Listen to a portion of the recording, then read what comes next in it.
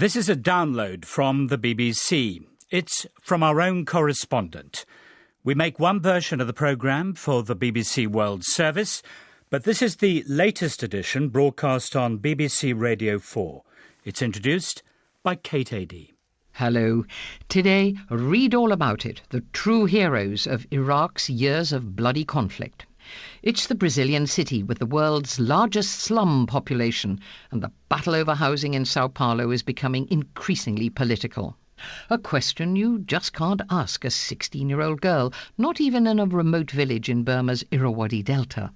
And on the beach in Mauritania, we learn why the language of love is all about fish. The Iraqi Prime Minister Nouri al-Maliki is confident he won enough votes in this week's election to hold on to his post. But it'll be weeks before the results published, and with parties bitterly divided, forming a government could take much longer. April was one of the bloodiest months in the country for years. More than 1,000 people were killed. Kevin Connolly says the way ordinary Iraqis go about their daily business amid the ever-present threat of violence is nothing less than heroic. The book market in downtown Baghdad is a joyful testament to the durability of the human spirit. The sellers spread their wares out like carpets of all the world's learning, stretching from the covered walkways out into the middle of the pedestrianised street. It is an odd selection. There's a copy of Practical Electronics from the pre-transistor age, a handbook of civil engineering that would take 2 people to lift up, and a book with a picture of the tough but tragic French boxer Marcel Cerdan on the cover. He's the one who dated Edith Piaf and died in a plane crash. On more than one stall you find stacks of Mein Kampf in Arabic, which you can interpret in one of 2 ways. Adolf Hitler either has a disturbingly big print run in these parts, since there are a lot of them, or gratifyingly low sales, since they're still there. There are also a couple of copies of the autobiography of the former Israeli Prime Minister Menachem Begin. The agent who handled his Middle Eastern sales in Arabic must have been quite a negotiator. There are more browsers than buyers, in truth, although I picked up a couple of things myself and was quite tempted by what looked like the Arabic version of an American self-help book called, with engaging directness, Don't Be Sad. I think the English original might have had a slightly more inspirational title. But on your way into the street market, you pass through a 4-man police checkpoint, in which the first officer has the grim job of searching people to make sure they're not wearing a suicide bomber's vest. The first one he finds, of course, will be the last thing he ever finds. And yet, he sets about the task with a kind of brusque courtesy, which is rather impressive in the circumstances. In this baking, dusty, chaotic, friendly city, no warning bomb attacks have become so commonplace that they barely move the needle on the dial of international attention. When you're out and about, there's a curious feeling that sits somewhere near the back of your mind, like a tune that you can't quite remember and can't quite get out of your head. It's not fear exactly, more a heightened awareness of how fragile are the bonds that bind us to life and how easily they are broken. We all know all of that, all of the time, of course. It's why we look before stepping into the road. But for Iraqis, it seems painfully close to the surface of thought, and it never seems to leave for a moment. Nearly 8,000 civilians died here last year, mainly in suicide bombings or other sorts of no-warning attacks that grind down our ability as ordinary people to lead ordinary lives. That's getting on for 3 times the number of people who died on 9/11, and more than double the total number of deaths in the long agony of Northern Ireland's modern troubles. Think for a moment of the devastation and despair left in the wake of the Omagh bombing, which killed 29 people in 1998. How we live to this day with the political, emotional, legal and human fallout from it. In the last few days alone in Iraq, there have been 2 bomb attacks that killed more people than Omagh. In one explosion alone, 50 people died. All those lives lost, and all the lives around and beyond them broken beyond repair. I've no idea if the Baghdad book market might ever be a target, and nor do the people who go there every week. A truckload of explosives was detonated outside the local tea shop a few years ago, killing dozens of people. But that's no reason to believe it won't happen again, or that it will either. It's the uncertainty that eats at everyone's nerves. No solution to any of this seemed to be available in these elections. Iraq, in truth, is drifting dangerously in the uncertain waters of the modern Middle East. Shia fighters leave here to fight for Bashar al-Assad in Syria, but then Sunni fighters come from elsewhere in the Middle East to join the insurgency against Iraq's Shia government in Anbar province. In theory, the bomb attacks support that insurgency here, but in truth, the motive seems to be sectarian hatred and the target, daily life itself, in coffee shops and markets and cafes. Which makes places like the Baghdad book market pretty special. The buyers and the sellers and the saunterers and the schmoozers don't look like they're doing anything exceptional.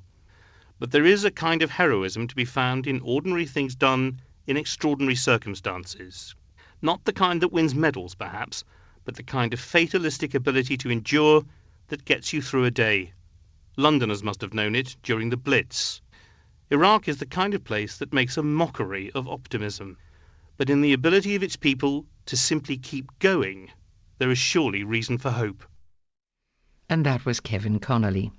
Elsewhere in the Middle East, the long-running peace talks between Israelis and Palestinians have, it seems, finally foundered. The U.S. Secretary of State, John Kerry, who spent months trying to close the divide between the two, has conceded it's time for a pause in negotiations.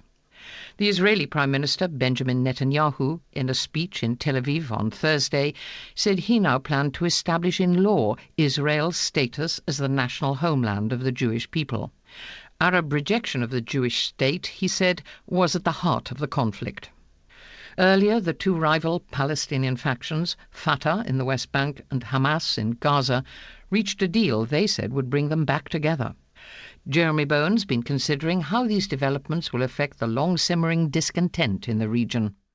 Gaza City has very few open spaces. The beach is the most popular.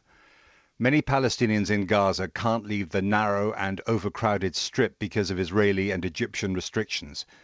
At the beach they can walk, swim in the Mediterranean, relax a little, and wonder about a much bigger world somewhere beyond the horizon.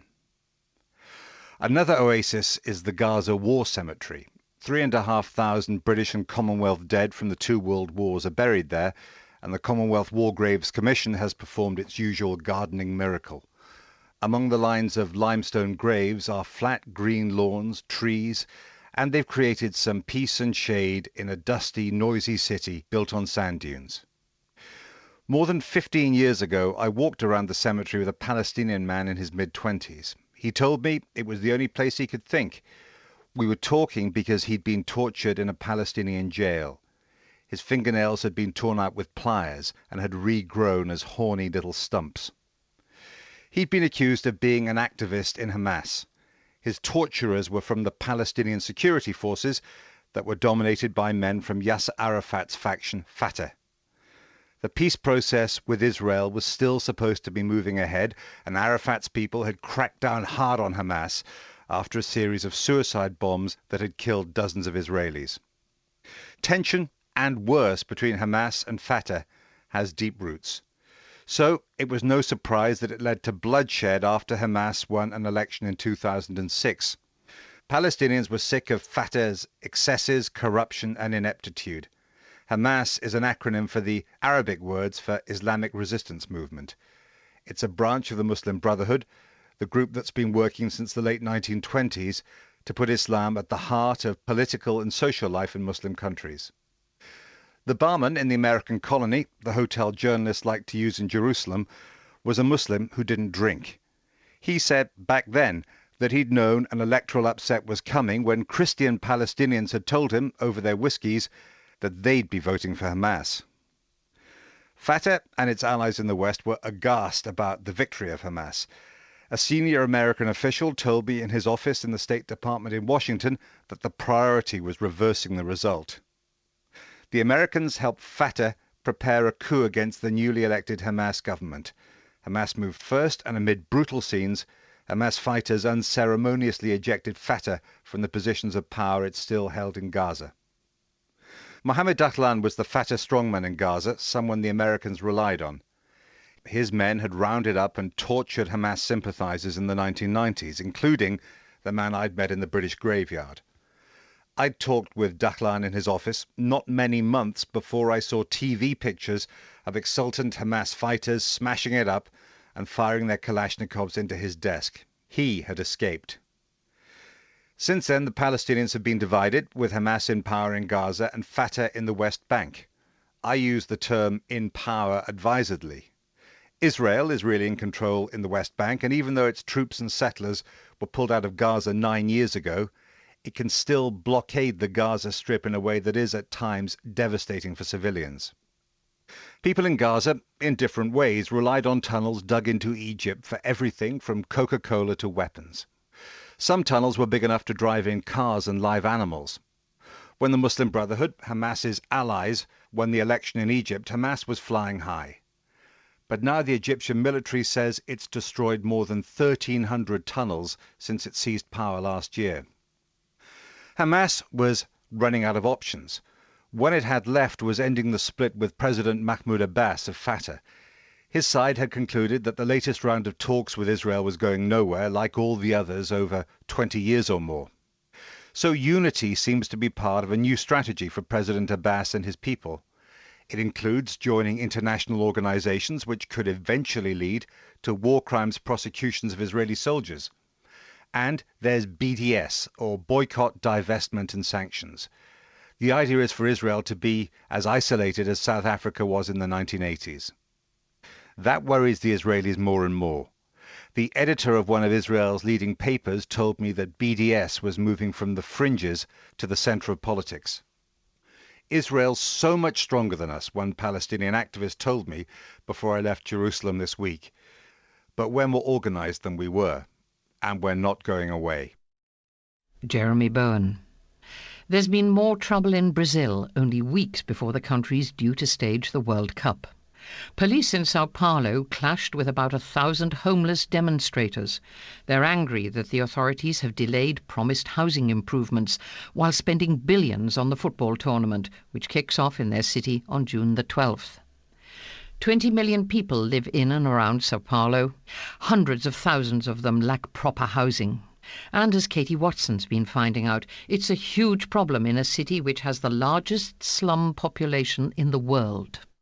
3 weeks after moving to Sao Paulo, and after more than 3 years in the Middle East, I was surprised to find that my new digs weren't too far from the Gaza Strip. And as it happens, New Palestine too. Confused? Well, I was too, until I learnt that these are nicknames for some of Sao Paulo's newer neighbourhoods. But unlike people in the original Gaza Strip, who accuse Israelis of occupying their land, here in Sao Paulo it's housing movements who are doing the occupying. Creating informal settlements on visible plots of land, these tent cities are the front line in the fight to improve the city's housing problems. On a nearby hillside covered in tents, I met Rebecca. In her mid-30s, she's got 2 children, one of whom is autistic. She recently separated and couldn't afford her rent, so she came here. Casually dressed in shorts, t-shirt and Brazilian flip-flops, she welcomed me into her so-called home. The tarpaulin tent is big enough for 2 beds, but there's no electricity. There's no proper sewage system either. And when it rains, she says, water pours through the roof.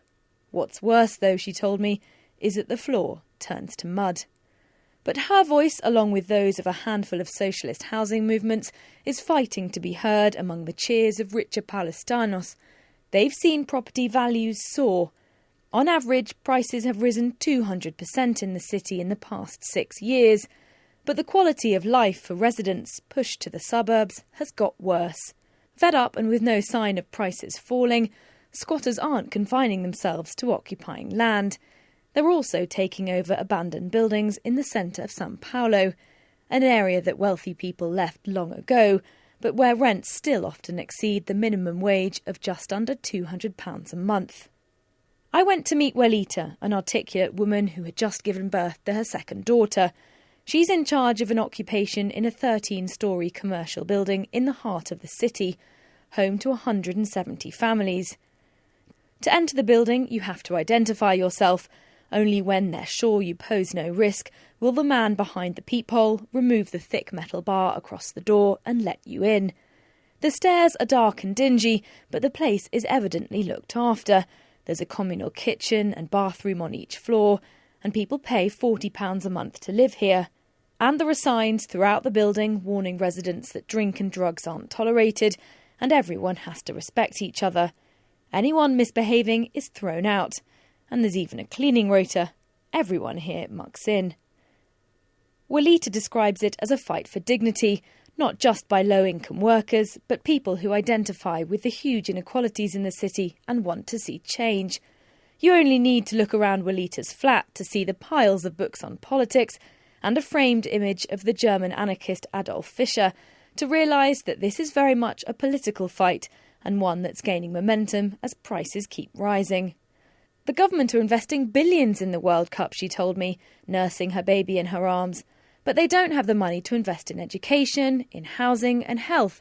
When we sit down at the table with them, they say they don't have the funds. And so the fight continues. On the day I visited the occupation, many of the families had gone to another abandoned building that they had secured overnight. There was a standoff with police and the squatters won. When we arrived, people were tired and emotions were running high. There was a deafening cheer when Walita walked into the room. Some women were crying with gratitude. But when the keys to the empty rooms were handed out to families, those tears turned to smiles. Officials say they're working on the problem. There are federal, state and local building programmes. But Walita says that while the government's listening more than the previous administration did, it's more action she wants to see. Driving home from the occupation, we passed through one of São Paulo's richer neighbourhoods. Travelling along the hillside road, the issue of the haves and have-nots was really brought home to me. On both sides of the road were dozens of luxury apartment blocks. My colleague pointed out one in particular. Each floor, he said, had a private swimming pool on the balcony, and the view they looked out on? The rather ironically named Paradise City, one of São Paulo's biggest and more notorious favelas. This really was a case of the rich looking down on the poor. And that's Katie Watson. Now, Mauritania in the west of Africa is a strikingly different country, not like its Arab neighbours in North Africa, nor like the sub-Saharan countries it borders. It cleaves fiercely to its own ancient desert culture. Once a French protectorate, it's striking how little has remained of decades of French influence, beyond the odd café in the capital which still knows how to turn out a good buttery croissant. The desert is where Mauritanians prefer to be, sipping mint tea. The men in their traditional robes, the women appearing against a landscape that's 100 shades of brown, in swathes of colour like ice cream flavours, pistachio green and strawberry pink. The sands of the desert seem to run through people's veins here, and yet, as Chris Terrell's been finding out, there's a very different and watery side to Mauritania as well. Travelling across the Sahara to Mauritania's Atlantic coast, I arrive at a place called Nouadhibou. Here, where the desert meets the ocean, I see something that takes my breath away. Hundreds of multicoloured wooden boats crashing through the unrelenting surf towards the open sea. Men, 20 to a boat, hang on for dear life as their vessels are bucked skyward by waves Californian surfers might pray for. These are les pêcheurs de Mauritanie, the fishermen of Mauritania, and the country's best-kept secret. A lot of Mauritanians don't know about them, but then most Mauritanians have probably never even seen the sea, and yet off this coast are some of the richest fishing grounds in the world. In fact, thousands of fishermen work these perilous waters and have done for centuries. Their sturdy open boats, about 40 feet long, are painted in the brightest and breeziest of colours, but don't let that fool you. This sort of fishing, mostly done at night when fish rise to the surface to feed, is incredibly dangerous. Men, indeed whole boats, are frequently lost at sea and never seen again. Les pêcheurs de Mauritanie, actually many from neighbouring Senegal and Gambia as well, are said to be fearless. So it's with some trepidation that I join a boat one night as it sets out for the ocean. There are no lights, charts or life jackets, but the crew, 23 strong, are sprinkling the boat with water from an old plastic bottle. It's magic water from a local witch doctor and will, I'm told, lead us to fish and protect us from danger. I try to look reassured. Powered by an old outboard motor, we head out, accompanied by a sister boat. It's safer to hunt in pairs. The excitement is palpable. The men start stamping their feet and chanting, "Dole, dole, dole," meaning we are the force. One young Gambian called Happy Happy tells me, "We haven't caught anything for days, so need a big catch tonight." 4 hours later, and 10 miles out to sea, there's splashing in the water, and the telltale glint of fish scales. Herring are jumping. The skipper shouts. A vast net released over the side is dragged in a wide arc through the raging sea. Chanting in feverish rhythm, the crew start to pull the net in. "Dole, Dole, we are the force. Be strong like a man, not like a woman." OK, it's not politically correct, but it's effective. Eventually, our sister boat comes alongside to help wrestle in a net bursting with thrashing fish. The waves smash us together repeatedly, wood on wood, crunch. Anyone falling in now would be instantly crushed. "Dole, Dole, work never killed a man, pull the net in." Fish cascade aboard in their thousands. Soon we're up to our knees in them, then up to our waists, and before long, literally up to our necks in slapping, flapping herring. By dawn, the 2 boats, full to the brim with dead fish and exultant fishermen, put into a beach next to a massive fish factory where they process and freeze fish for export. Our 7 tons of herring will translate to about £30 per crewman. Happy Happy is, well, happy. "Men afraid of hard work turn to crime," he grins. "Not us, we work for our rewards." The herring, shovelled into crates, are carried ashore on the heads of well-muscled young men from the factory. Other species in the catch, groupers, octopus and small shark, are sold to countless traders on the beach. Everyone wants a slice of the action. Children scamper in the shallows, pouncing on fish dropped from the crates. Old women, fishwives, argue about the price of octopus tentacles. Right now, on this little stretch of beach, everything, and I mean everything, revolves around fish. The fishermen's girlfriends and wives are here to greet their men. What do they get for their trouble? Not flowers, not chocolates, but, you guessed it, fish. Fish is the language of love here, and, it has to be said, the currency of lust too. Prostitutes wading into the sea are gifted fish by some of the well-muscled young men on the promise of a good time later. As a means of exchange, fish is driving every transaction you could imagine, and probably quite a few you couldn't. So next time you think of Mauritania, don't think of camels and miles of endless desert. Think of multicoloured wooden boats crashing through massive Atlantic swells, and of fishermen chanting in vigorous unison as they take their chance on the savage sea. And that was Chris Terrell. Now Burma, Myanmar, has seen the most extraordinary changes since the first general election in 20 years was held there in 2010.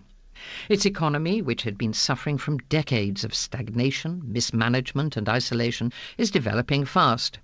Offshore oil and gas deposits are being developed. Exports are booming. The country's a principal source of teak as well as jade, pearls, rubies and sapphires. Tourism's an increasingly valuable commodity. Democracy there, however, remains fragile, and there are parts of the country which seem to be enjoying few of the fruits of change. Robin Lustig's been travelling in the densely populated south, hard hit by a cyclone back in 2008. There are some questions that no adult male should ever ask a teenage girl, and as I've just discovered, that's as true deep in the Irrawaddy Delta as anywhere else. Teenage girls, it seems, are the same the world over, whether they're living in comfort in Europe or struggling for survival in a remote Burmese village. I met Thein Thein Nyen, a 16-year-old schoolgirl, in the village of Tor Pai Lay. It's several hours by boat from the nearest road, no more than a collection of simple wooden huts next to one of the dozens of waterways that crisscross this region of Burma, where the Irrawaddy River splits into countless channels and streams flowing through lush paddy fields and mangrove forests before reaching the Andaman Sea. I noticed that she'd painted her fingernails green, and for no particular reason, I asked her why. That's when she gave me the look that I instantly recognised from the days when I had a 16-year-old daughter. It was a look that said, how can a grown man be so stupid and ask such an idiotic question? But she answered anyway, and if you know anything about teenage girls, you'll already have guessed what she said. Because I like the colour green. Thein Thein Nyen wants to be a lawyer. She knows it'll be a struggle, but if anyone can do it, I reckon she's got as good a chance as anyone else. She's clearly bright, she has poise and determination, and an unmistakable don't mess with me manner. 6 years ago, the Burmese Delta was struck by one of the most devastating cyclones of modern times. Cyclone Nargis destroyed this region, and it killed more than 140,000 people. Those who survived are still struggling to rebuild their lives. And that's where Thein Thein Nyen comes in. She was just a child when the cyclone struck, but she remembers it as if it was yesterday. How the wind just got stronger and stronger, how it flattened the village, so that after a terrifying night shivering in the cold, when they woke in the morning, no one recognised where they were. Everything had gone. The houses, the fishing boats, the livestock, and the village school. So Thein Thein Nyen was sent away to school, to stay with relatives in a village a couple of hours away by boat. That's how she was able to complete her education, and can dream of going on to university to study law. Now, 6 years after Cyclone Nargis, her village is at last going to have its own school again, thanks to the work of a London-based charity. It's already built nearly 20 schools in the Delta region, each one a simple one-room wooden structure, big enough to accommodate up to 100 children. I'd arrived in the village with a small group of the charity's benefactors, among them a man who managed to organise one of the most surreal gastronomic events I've ever witnessed. Picture the scene. We're in a remote Burmese village where for generations people have lived almost exclusively on a diet of rice and fish. Then along comes David Rundle, who runs a meat importing business in South London, and who's brought with him a bag full of German Frankfurter sausages, some bread rolls, and generous quantities of tomato ketchup and mayonnaise. A fire pit is dug in the hard, dry earth. The sausages are cooked, and soon the village children are in a state of high excitement. T-shirts are handed out with David's company logo on them. On some of the younger children, they reach all the way down to the ground, because there's only one size, XXL, extra, extra large. I wasn't sure that the children would go for something as foreign to their palate as Frankfurters smothered in ketchup and mayonnaise. But that was my second mistake of the day. They devoured them, and they came back for more. If teenage girls are the same the world over, so are young children when there's free food on offer. I'd expected to find much more evidence of reconstruction in the Delta. The villagers have managed to rebuild their houses, but apart from that, very little has changed, despite the country's recent political reforms. But green-painted fingernails and Frankfurter sausages, that wasn't at all what I'd expected. A reporter's life, it's full of surprises.